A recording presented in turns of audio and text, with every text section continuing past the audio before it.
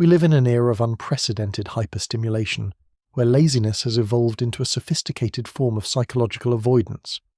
We have become addicts of the perfect moment, waiting for motivation to strike like lightning, oblivious to the fact that lightning rarely hits those refusing to leave the couch. This inertia isn't just a lack of movement. It is a quiet, creeping slumber of the soul that trades long-term purpose for short-term dopamine. Stoicism offers a different path, a brutal yet liberating remedy for this modern malaise. It demands we stop negotiating with our feelings and start commanding our actions. The Stoics didn't care if they felt like being virtuous. They understood that character is forged in the resistance between who we are and who we must become. Before we dive into the forge, if you find value in these ancient mental models for modern problems, consider subscribing. Let's build a mind that works even when the mood doesn't. In the following exploration, we will dismantle the myth of readiness.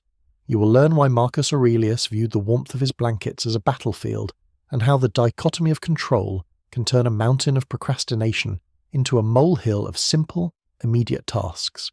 It is time to wake up. The remedy isn't gentle, but it is the only thing that works. The great modern deception is the belief that action is the byproduct of inspiration. We have fallen into the trap of emotional determinism, a psychological state where we allow our internal weather to dictate our external output. We treat our feelings as divine commands rather than passing clouds. If we feel a flicker of fatigue, we retreat to the couch. If we feel the slight sting of boredom or lack of inspiration, we reach for the digital anesthetic of the scroll. This is the fundamental challenge of the human condition, the gap between knowing what we should do and feeling ready to do it. We are waiting for a surge of passion that may never come, effectively putting our lives on hold until our neurochemistry aligns with our ambitions. The tyranny of emotional determinism. Emotional determinism suggests that action, just feeling. In this flawed equation, your productivity and your growth are dependent variables. If the feeling is 0 or negative, the action follows suit. This creates a feedback loop of stagnation. When you wait to feel like working, you're essentially telling your subconscious that your goals are secondary to your comfort. Marcus Aurelius, the Roman emperor and Stoic philosopher, identified this struggle over 2,000 years ago. Despite being the most powerful man in the known world, he faced the same morning resistance we do. He recognized that when we indulge our laziness, we are treating our bodies like masters rather than tools. To a Stoic, the body is an instrument of the soul, a vessel through which we express our nature. When we choose the warm blankets over our duty, we aren't just resting, we are betraying our design. The betrayal of nature. Stoicism teaches that everything in the universe has a function. The vine produces grapes, the horse runs, the bee gathers nectar. Human beings, endowed with reason, are designed for purposeful action and social contribution. Laziness is the act of choosing a comfortable now over a meaningful ever. It is a rejection of your inherent potential in favor of temporary homeostasis. When you say, "I'm not in the right headspace," you're engaging in a form of self-sabotage. You're prioritizing the preservation of a mood over the cultivation of a life. The Stoics argue that your nature is to be active, to solve problems, and to move toward excellence, arete.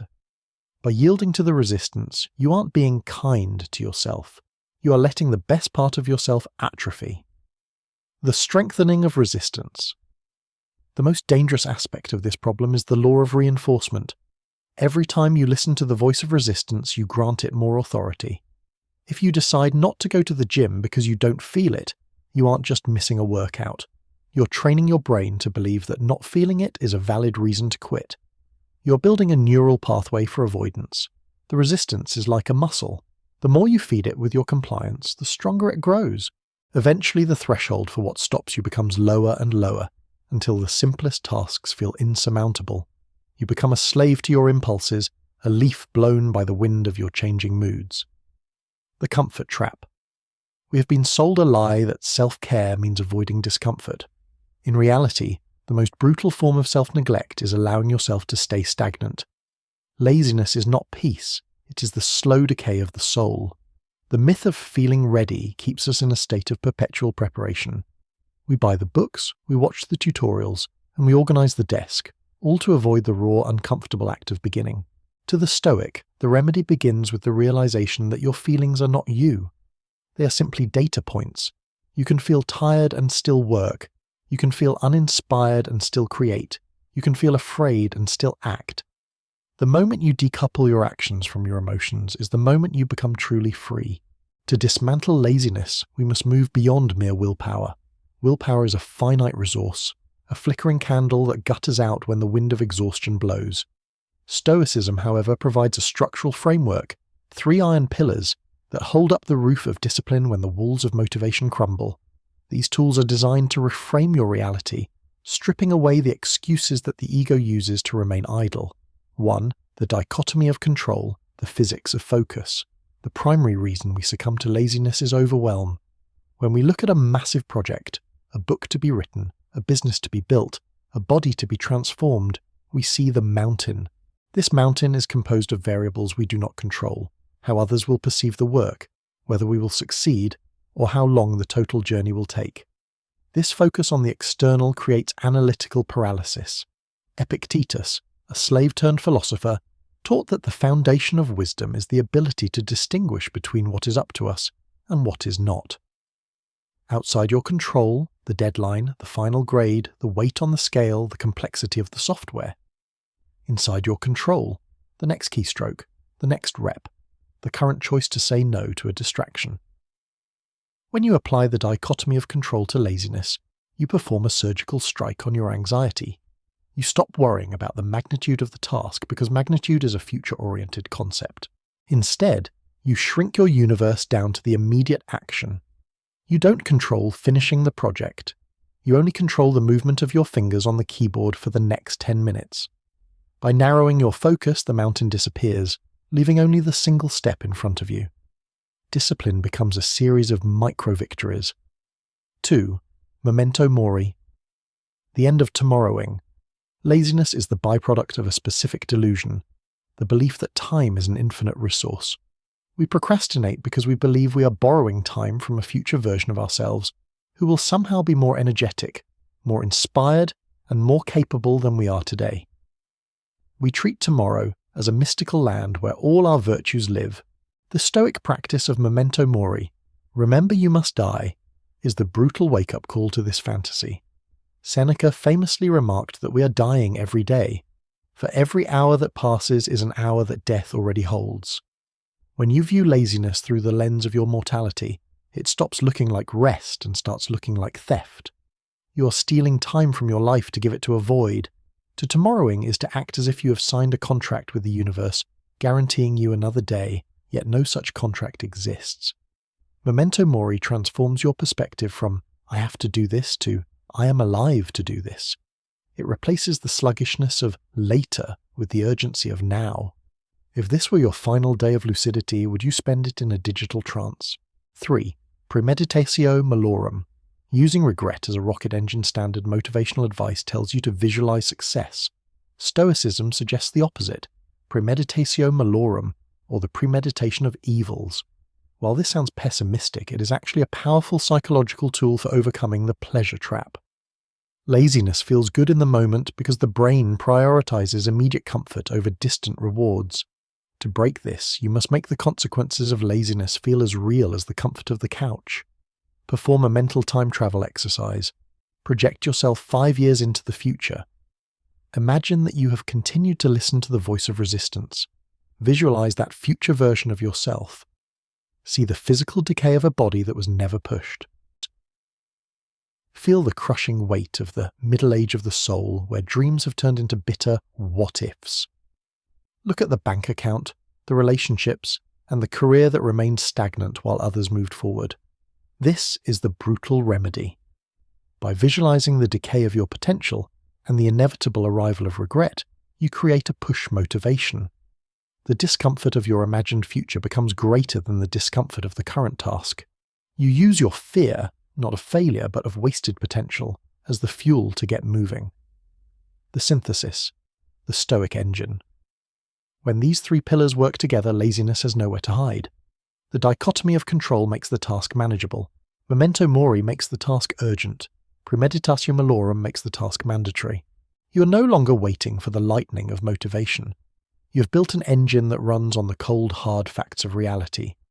You realize that the rest you were seeking through laziness was actually a form of spiritual stagnation, and that true tranquility, ataraxia, is found in the harmonious exercise of your human faculties. The true test of a Stoic life does not happen in the heat of a grand crisis or on the podium of a great achievement. It happens in the dark, quiet, and seemingly insignificant seconds between the alarm clock's cry and the moment your feet hit the floor. This is the morning battle. It is the daily climax of the human struggle, where the trajectory of your life is decided before you have even brushed your teeth. In his private journals, now known as the Meditations, the Roman Emperor Marcus Aurelius recorded a raw internal dialogue that has echoed through 2 millennia. He was the most powerful man on earth, yet he struggled with the same gravity that pins us to our pillows. He wrote, "At dawn, when you have trouble getting out of bed, tell yourself, I am rising to do the work of a human being. Why am I dissatisfied if I am going to do the things for which I exist and for which I was brought into the world? Or was I created for this, to wrap myself under the blankets and keep warm?" In this moment, the emperor identifies the brutal remedy. He doesn't coddle himself with talk of recharging or self-care. He strikes at the heart of the matter: purpose. The war of perspectives. Purpose versus pleasure. The morning battle is a clash between two fundamentally different versions of yourself. On one side is the animal ego, which seeks only safety, warmth, and the conservation of energy. To the ego, the blankets are a sanctuary and the floor is a threat. It views laziness as the ultimate victory because it maximizes immediate comfort. On the other side is the rational soul, or the hegemonikon, the ruling faculty. This part of you understands that you are not born to merely exist as a biological heat source. You are born to act, to contribute, and to fulfill a role in the cosmopolis, the universal city of humanity. When Marcus Aurelius asks himself if he was created to wrap himself in blankets, he's using irony to expose the absurdity of the lazy impulse. He's pointing out that if our purpose was mere comfort, we would be lower than the plants and the birds, who all rise to perform their specific functions in nature without complaint. To choose the blankets is to choose to be less than human. The remedy: remembering your why. The brutal remedy for laziness is the aggressive reassertion of purpose. You aren't lazy, you have simply fallen into a state of purpose amnesia. You've forgotten that your time is a dwindling asset and that your actions have weight. Laziness thrives in a vacuum of meaning. When you have no clear reason to move, the resistance feels insurmountable. But when you frame your morning rise as doing the work of a human being, the blankets lose their power. You realize that every minute spent in bed past the point of necessity is a minute of your potential being dissolved in the acid of comfort. Comfort is a slow-acting poison. It feels pleasant in the short term, but it gradually paralyzes the spirit. It erodes your confidence, weakens your resolve, and leaves you vulnerable to the many hardships that life will inevitably throw your way. The Stoic understands that the only way to build a resilient, satisfied soul is to deliberately step into the cold of action. The threshold of resistance. There is a psychological phenomenon that occurs during this morning battle, the resistance peak. The urge to stay idle is never stronger than the second before you decide to move. It is a wall of mental fog and physical heaviness. The remedy teaches us that true satisfaction, what the Stoics called eudaimonia, flourishing, does not exist before the work. It exists on the other side of the resistance. We often wait to feel good before we act, but the Stoic knows that the good feeling is a reward for the action itself. The dopamine hit of accomplishment is locked behind the gate of discipline. When you win the morning battle, you carry that momentum into the rest of the day. You have already faced the enemy of your nature and won. You have proven to yourself that your rational soul is the master of your animal ego. This victory, repeated daily, is what builds the iron mind. The call of the human function. Consider the brutal remedy as a return to duty. Marcus Aurelius reminds himself that even the smallest creatures, the ants, the spiders, the bees, are busy at their tasks, putting the world in order as best they can. When we choose laziness, we are the only part of nature that is out of tune. We are like a gear that refuses to turn in a vast, beautiful machine. The remedy is to re-engage the gear. It is to accept that while the blankets are warm, the world requires your specific contribution. The climax of your day is not when you finish your work, it is when you decide to begin it. It is that microsecond where you stop listening to the inner negotiator and simply move. Stoicism is often misunderstood as a philosophy of suppression, but it is actually a philosophy of sovereignty. It doesn't ask you to be a robot void of feeling. It asks you to be a ruler void of slavery. To be lazy is to be a subject to the whims of your biology. To be a Stoic is to sit on the throne of your own mind. The brutal remedy for laziness concludes with a shift in identity. You're no longer a person who waits for the storm of resistance to pass. You are a person who has learned to sail in the rain. This discipline is built upon 3 final realizations. Acknowledge the impulse without obeying it. Notice the voice that begs for 5 more minutes or 1 more video. Hear it, but do not mistake it for your own command. Act regardless of your internal weather. Your productivity cannot be a hostage to your mood. The work does not care if you're inspired, and neither should you. Find joy in the exertion. Shift your reward system from the result to the effort. The feeling of pushing against your own reluctance is the feeling of growth.